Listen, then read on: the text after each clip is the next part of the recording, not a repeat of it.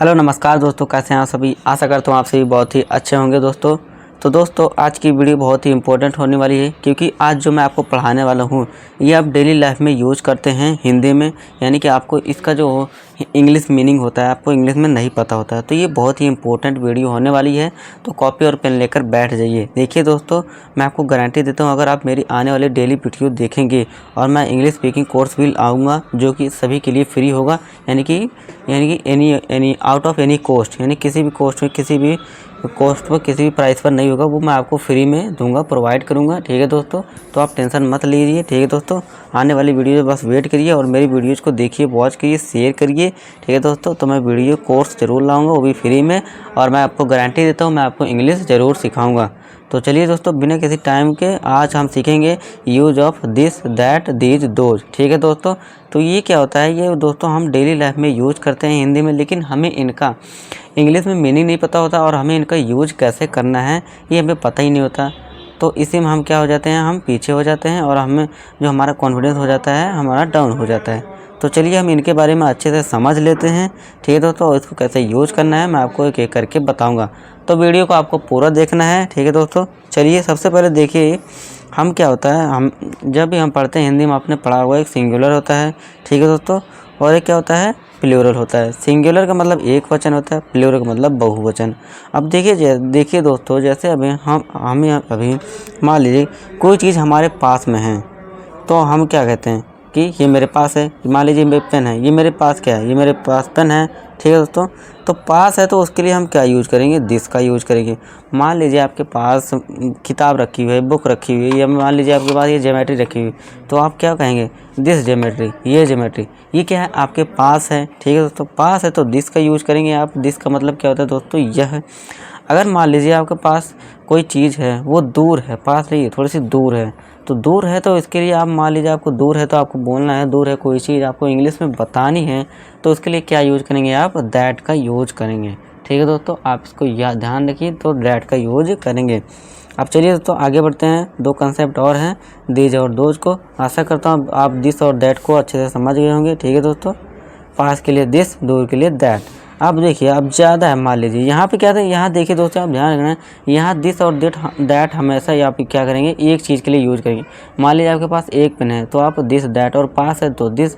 मान लीजिए बहुत सारे पेन हैं तो उसके लिए तो आप दैट नहीं यूज़ करेंगे, दिस नहीं यूज़ करेंगे। ठीक है, तो बस वो चीज़ क्या होनी चाहिए, एक होनी चाहिए, तभी वो चीज़ पास है तो दिस, वो चीज़ अगर दूर है तो दैट, पर वो सिंगल यानी एक ही चीज़ होनी चाहिए। अगर दो से ज़्यादा पन है या दो है तो उसके लिए आप दिस दैट नहीं यूज़ करेंगे।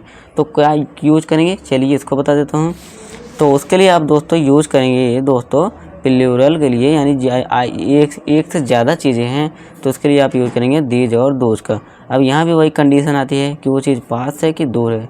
ठीक है दोस्तों, थोड़ी वीडियो मैं जल्दी बना रहा हूँ, जल्दी बोल रहा हूँ, तो आप फॉलो कर लेना, क्योंकि दोस्तों मेरे भी एग्ज़ाम्स आने वाले हैं, मैं भी उसकी प्रिपरेशन कर रहा हूँ, तो आप थोड़ा सा समझिए। ठीक है दोस्तों, बाकी जब मेरा पेपर ख़त्म हो जाएगा उसके बाद मैं कोर्स लाऊंगा। ठीक है दोस्तों, फ्री में अच्छे से पढ़ाऊंगा। ठीक है दोस्तों, आपको इंग्लिश बोलना, सीखना, लिखना, पढ़ना सब कुछ सिखाऊंगा, A to Z कंप्लीट।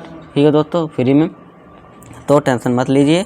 ठीक है दोस्तों, अभी मेरे पेपर चले इसलिए जल्दी वीडियो बना रहा हूँ, और थोड़ा वीडियो लेट आ रही है क्योंकि मेरे भी पेपर चल रहे हैं, जैसा कि मैंने आपको भी बताया। ठीक है दोस्तों, तो चलिए आप देखिए दोस्तों, मान लीजिए एक से ज़्यादा चीज़ें हैं और वो हमारे पास है, तो उसके लिए क्या यूज करेंगे हम, दीज का।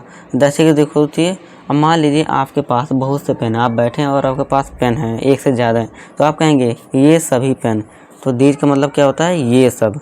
अब मान लीजिए अब आप पेन है, वो पेन क्या है, वो दूसरे टेबल कहीं दूर रखा हुआ है, मान लीजिए आपने अलमीरा में रखा हुआ है, या फिर जहाँ भी आप पेन रखते हैं वो थोड़ी दूरी पे रखे हुए हैं, तो आप क्या बोलेंगे, वह पेन, वो सभी पेन है, या फिर वो सभी पेन। तो उसके लिए क्या यूज़ करेंगे, दूर है तो उसके लिए हम क्या यूज़ करेंगे, दोज का यूज़ करेंगे। ठीक है दोस्तों, यानी एक से ज़्यादा चीज़ें हैं, यानी प्लूरल है तो पास है तो वो दीज, दूर के लिए दोज। ठीक है दोस्तों, अब चलिए हम इसका एग्जाम्पल देख लेते हैं। एग्जाम्पल के जैसे देखिए, यह किताब, तो ये किताब क्या है, मेरे पास है, दिस बुक। वह है या वो किताब, तो क्या है, एक है तो दैट बुक। यह फिर ये किताब, ये क्या है, प्लूरल में है, ये किताब है, तो इसके लिए क्या हम यूज़ करेंगे, दीज बुक्स। और ये क्या है, पास में। आप देखिए दोस्तों, आपको सेंटेंस से भी पता लगाना है कि पास है कि दूर है।